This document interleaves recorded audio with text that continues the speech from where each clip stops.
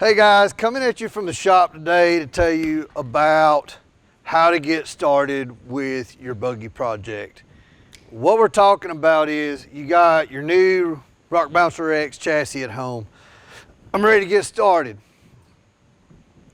You got to slow down and think through a couple of steps, mock up some stuff before you make big mistakes that really dramatize the build throughout the rest of the process. So what got us thinking about doing this video was, had a customer come to us, wanted a Rock Bouncer X chassis.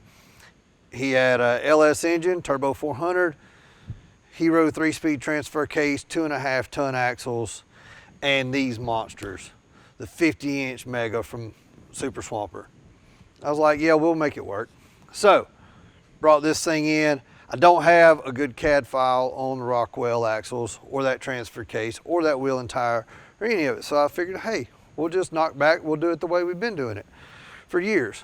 We start with, you bring in the chassis, set it up on our belly jig, set it at whatever belly height you want that to be. Now that doesn't mean it has to be this chassis for this application. That means you got to figure that out on your own whenever you're developing your build. Chassis, belly height. Step one. Next thing is decide a wheelbase. What do you want the center of that axle away from the center of that axle? Figure out where you want them in proportion to the chassis. Front, back, centered, how you want that deal to go. We see a lot of guys that'll just go right off the bat. They'll get their chassis home, they mount their engine. First thing they want to do, mount that engine. Okay. In this scenario, we've got a 2.5 ton axle, big top loader, third member, and like I said, an LS engine. So what we did is we set the wheelbase to what we thought we wanted it to be and pretty much the general location out where we wanted it to be, knowing that we had to run this big, huge thing. So everything changed a little bit from what we're normally used to running on the, you know, the 42s and the 43s. This 50 is just huge. It's a lot wider, a lot bigger. So we had to come up with just a new idea.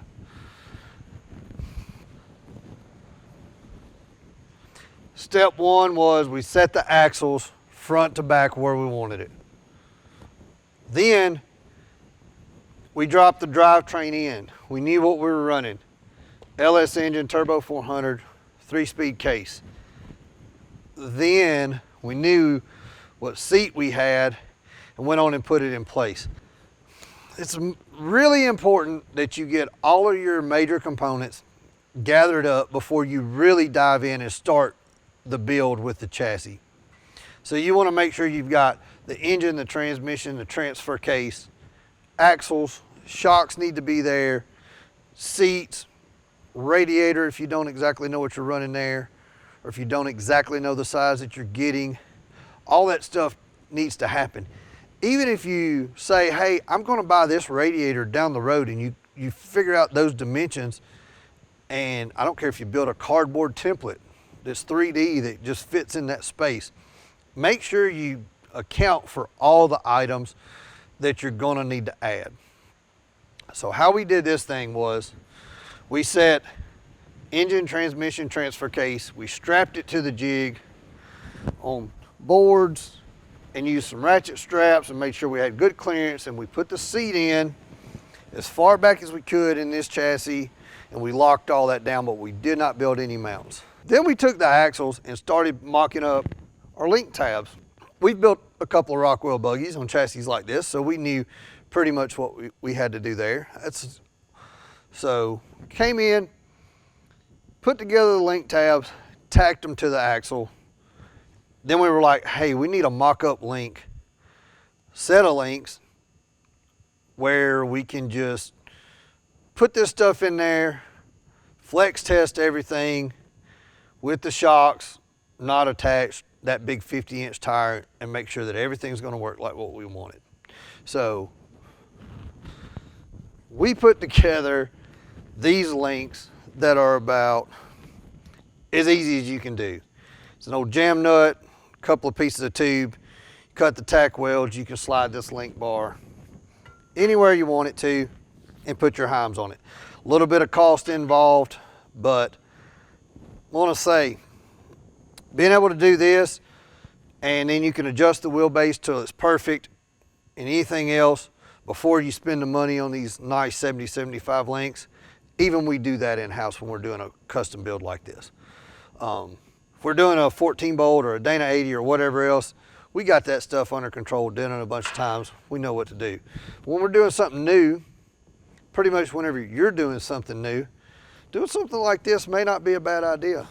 A couple of jam nuts and a little bit of money for some parts, but it's good knowing what you got. It also lets you keep on going with your build before you do spend the big money on aluminum links, if that's what you need to do.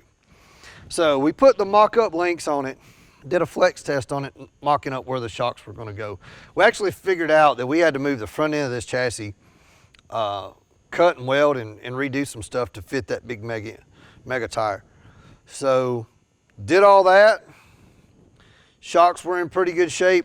Then we started building all the mounts, tacked all those on, used our mocked up links, mocked up shock tabs, flex tested everything. Then we knew the engine cleared the front axle when we were flexing everything. After we've done all this work, now we can go in and actually start building drivetrain mounts. Mounting the engine, transmission, transfer case. Same thing in the back. We moved to the back, same deal. We just moved those 4 mock-up links that we had right back here to the back to our tacked up axle link mounts. Then we measured out everything for the shocks, flex tested it, everything's mocked up, good to go, 4-wheel steer, made sure everything was good to go. So now that brings us to the point where we could order links, finalize all the shock tabs to like done stuff that's now tacked on, not just mock-up stuff. And we've actually got something that we know is going to work. And also, now we know that it's going to work with drivetrain in place where it is, the seats in place where it is. And from this point, we're actually putting in Driveshaft. That's the next thing on the list. The back one's already built. The front one's going in on a Rockwell front end. That Driveshaft is really hard to make work with a buggy that sets low. So we use one of our carrier bearings. We set everything in. We mock it up, flex test it. Make sure no U-joints or anything else binds. That locks in every component that we've got as far as the axles moving around it. We know that the tire clears in this area. We know that it clears in the back. The front axle clears. Now we've got to do an alternator relocation kit to move the steering pump. But really feeling good about now we can dive in, build some floorboards, mount other things, battery, whatnot, winch in the front. What this video is about is you get that new chassis at home. I know you're excited, but calm down. Slow down just a little bit till you get some more components lined up. Axles, drivetrain, seats, other big components. Make sure that they're all going to fit. Make sure they all line out and kind of mock them up, stage them up before you ever start building the mounts. Make sure the buggy you sit in it's comfortable.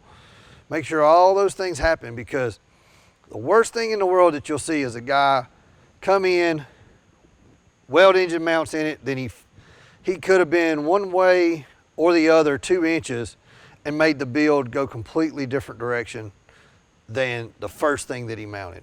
And he mounted it there because he didn't really understand that he needed the front axle in place. I mean, man, when this front axle comes up, we're within a 1/2 inch clearance all the way around that crank pulley. Everything has to be right. So just know that. I'm trying to help you out with these videos. If you like them, subscribe, share them, and we'll keep some more of them coming to you.